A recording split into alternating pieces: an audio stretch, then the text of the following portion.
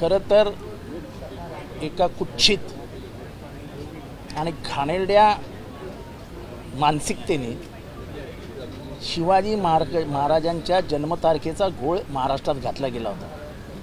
आता ह्याच्या मागे कोण होतं काय होतं हे मला सांगायचं नाही, पण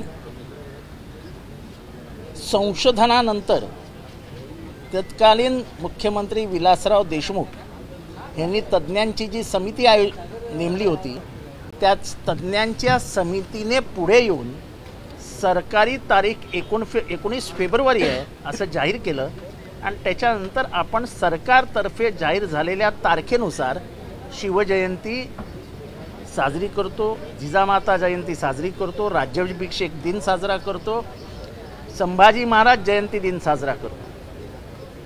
हे सगळं तारखेनुसार होत आहे। आता अचानक परत हे चक्र उलटं फिरवायचं आणि तिथीवर आणायचं, ह्याच्या मागची भूमिका काय हे मला काही समजायला मार्ग नाही।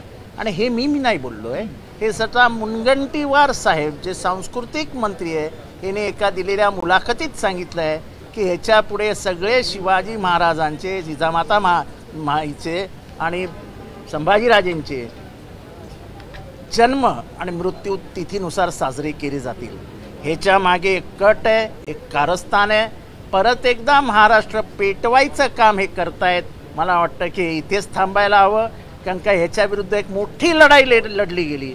पर यशवंतराव चव्हाणांपासनं जेव्हा हा तारखेचा घोळ झाला तेव्हा 1960 सालानंतर लक्ष्मण शास्त्री जोशी आणि सेतू माधवराव पगडी यांना बोलवून यशवंतराव चव्हाण साहेबांनी सांगितलं होतं की तारखेचा घोळ घालू नका, त्याच्यात महाराष्ट्रात आग लागेल आणि घरं पेटवली जातील।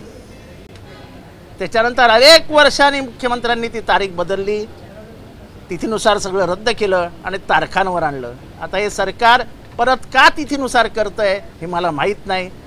मनुस्मृतीचा जो काही प्रकार येतोय त्याच्यातलं हे पहिलं काम। का मुनगंटीवार स्वतःचा वाढदिवस तिथीनुसार करत नाही? का मोदींचा वाढदिवस तिथीनुसार होत नाही? का देवेंद्रजींचा वाढदिवस तिथीनुसार होत नाही?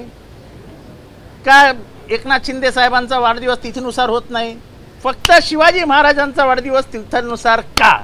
हा प्रश्न महाराष्ट्र विचारणार आणि खास करून बहुजन विचारतील। सरकार मुद्दामून हे सगळं करतंय। हरलेल्या मानसिकतेत असलेलं सरकार हे नको ते काम करतायत।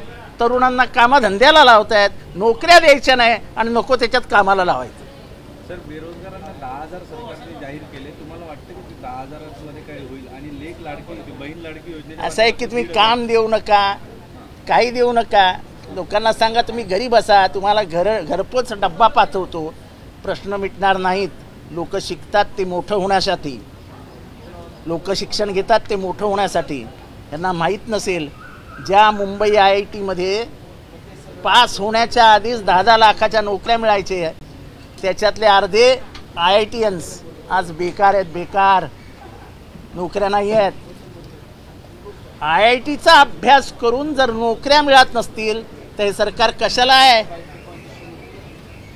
हे फुकटचं जेवणासाठी पोरं जन्माला येत नाहीत, हे फुकटचं काय ते अनुशेष काय म्हणतात त्याला, अनुदान घेण्यासाठी पोरं जन्माला येत नाही। त्यांना घाम गळायचा असतो, त्यांना घाम गळण्यासाठी काम तर द्या हाताला। केंद्र सरकारने वाढवलेली महागाई बघता ज्या लाडकी बहीण योजनेतनं 1200 ते 1500 रुपये देण्यात येत आहे, त्या 1200 ते 1500 रुपयात महिला हे फक्त अमित साहेब निवडणुकीपर्यंत सगळ्या महिलांनी, सगळ्या पुरुषांनी, सगळ्या तरुणांनी यांना लोकसभेमध्ये जागा दाखवल्यानंतर आता जागा झालेलं सरकार आहे आणि तेही त्यांना कळत नाही आपण बोलतोय काय। मी कालच सांगितलं की ह्याच संकल्पात ते म्हणतात की ह्याच्यातली सुसूत्रता आणि मूल्यमापन करून आम्ही एक समिती नेमू आणि ते जसं सांगतील तसं पुढे जाऊ। म्हणजे कुठलंही सुसूत्रकरण न करता, मूल्यमापन न करता हा अर्थसंकल्प आणलेला आहे। ही किती खेदाची गोष्ट आहे, ही किती खेदाची गोष्ट आहे। अभ्यास न करता आपण जेव्हा अर्थसंकल्प आणता तेव्हा तुमच्या मानसिकतेची कल्पना येते। शिवाजी महाराजांची जो जयंती आहे ती तिथीनुसार साजरी करण्यात काय हेतू आहे असं तुम्हाला वाटतं? तुम्हाला त्यांच्या हेतूबद्दल शंका? आता मला त्या सगळ्यांमध्ये नाही जायचं आहे। जेम्स लेननी जे पुस्तक लिहिलंय पान क्रमांक 93 पॅराग्राफ नंबर 5 त्याच्यामध्ये जे काही लिहिलंय त्याच्या मागचा हा हेतू आहे. जेम्स लेन असं म्हणतो की it is jokingly said in the streets of Pune that Dadoji Kondadev is the biological father of Shivaji Maharaj. त्यांच्या मातृत्वावर आणि पितृत्वावर शंका निर्माण करणारा जेम्स लेनचं हे पुस्तक हे ब.मो. पुरंदरेंनी मान्य केलेलं पुस्तक होतं. तिथेच जन्मतारखेचा घोळ आहे आणि ह्या जन्मतारखेचा घोळ घालण्याची सुरुवात त्याचा जन्म ब.मो. पुरंदरे यांनी केला होता. सर, भाजपाची आज बैठक मुंबईमध्ये पार पडते. भाजपाचे चिंतन आणि मंथन केलं जात आहे आणि सकाळपासून या बैठकीला सुरुवात झालेली आहे. एकूण लोकसभा निवडणुकीनंतर याची जास्त लोकसभेच्या निवडणुकीनंतर चिंता वाढलेली आहे. त्यामुळे ते चिंतेचं चिंतन करण्यासाठी त्या बैठका आहेत. शेतकऱ्यांना देऊ, कामगारांना देऊ, ह्यांना देऊ, त्यांना देऊन खिशात नाही आणा आणि म्हणतात बाजीराव म्हणा. अरे कुठनं आणणार आहेत पैसे? काल खडसे साहेबांनी सांगितलं ना 7 लाख कोटी रुपयांचं कर्ज आहे महाराष्ट्रावर. तुम्हा सगळ्यांवरती 1,60,000चं कर्ज आहे प्रत्येकावरती. ह्याची कल्पना आहे का तुम्हाला? वाढवा कर्ज. आपली लहानपणी आई काय म्हणायचं, ऋण काढून सण साजरा करू नका. ह्याची साधी अक्कल या गव्हर्नमेंटला नाही. यांच्या आईने काय यांना शिकवलं गेलं दिसत नाही. ज्येष्ठ नागरिकांसाठी तीर्थदर्शन योजना लागू करणार मुख्यमंत्री. आपण जेव्हा नोकऱ्या देऊ शकत नाही ना, जेव्हा त्यांना काही देऊ शकत नाही, उत्पन्नाचं साधन देऊ शकत नाही, तेव्हा वेगवेगळ्या कामाला लावायचं असतं. कोणालाही फुकटात काही नको असतं. प्रत्येकाला आवडतं की माझे 2 पैसे गेलेले चालतील. पण आपण मोठं काहीतरी करतोय असं दाखवण्यासाठी म्हणून या सगळ्या योजना असतात. अहो, ज्यांना खरंच काम द्यायचं त्यांना द्या ना. कॉन्ट्रॅक्ट लेबर काढा ना. त्या मंत्रालयामध्ये 4th श्रेणीचे सगळे कॉन्ट्रॅक्ट लेबर त्यांना काढून तिथे भरती करा ना. 75,000ची जी भरती करणार होतं त्याचं काय झालं उत्तर द्या ना.